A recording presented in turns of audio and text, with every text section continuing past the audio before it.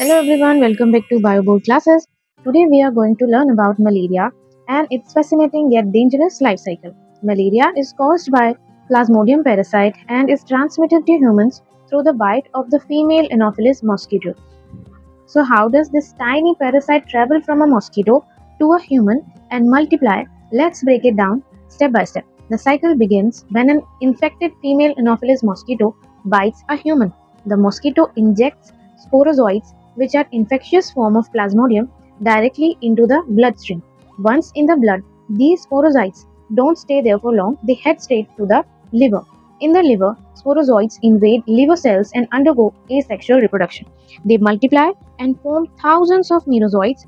After a certain period, these merozoites are released back into the bloodstream. Now, the parasites are ready to invade the red blood cells, which is where malaria symptoms really start to show. When merozoites invade red blood cells, they feed on the cell's hemoglobin. But here's the catch, they can't digest hemoglobin fully.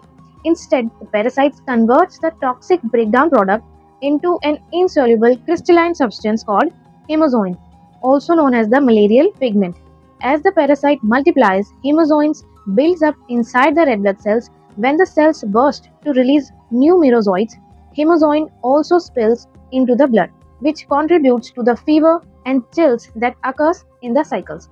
At the same time, some merozoites stop multiplying and transform into gametocysts, the sexual forms that are essential for transmission back into the mosquito. So, hemozoin explains the recurrent fever patterns, and gametocytes explain how malaria continues its cycle. Next, let's see what happens when a mosquito takes in these gametocytes. Gametocytes circulated in the blood can be picked up by another mosquito when it bites the infected person. Now, let's see what happens inside the mosquito after it feeds on an infected person. The gametocytes taken up in the blood meal develop into the male and female gametes.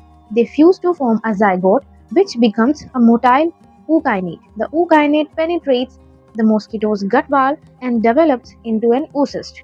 Inside the oocyst, thousands of sporozoites are produced.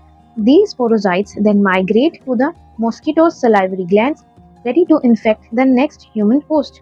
So, the mosquito doesn't actually carry the parasite, it's actually the site where parasite reproduces sexually and prepares for the next cycle. Now, let's summarize the full cycle of malaria.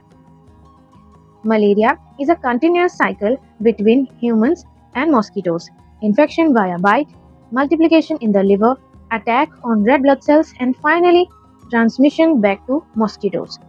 Understanding the malaria cycle helps us see why prevention is so important.